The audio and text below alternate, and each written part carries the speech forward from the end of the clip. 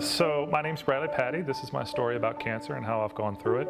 And I'd like to share that with you folks. I've been in the military for 20 years. I'm married with 5 kids. I have one on the way, which will be number 6. So I noticed about a year ago that I had a lump, and it's difficult to explain. It's one that men may be able to understand a little bit better, but it's a dense, heavy feeling. It just feels a little abnormal.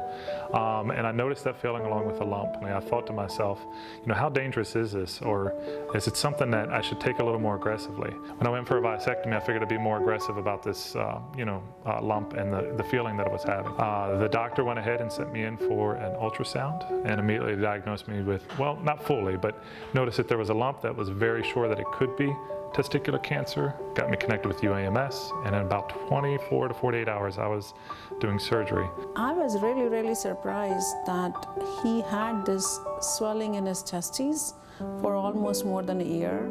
People don't expect that a young guy in 20s or 30s is going to get cancer. This is like an easily curable cancer. So if it's not for yourself, do it for others and get out there and go ahead and get yourself checked. Testicular cancer is curable. My message to everyone is please, early diagnosis and early referral to the right physicians, and we can conquer the cancer. We can beat it. For more information, visit umshealth.com.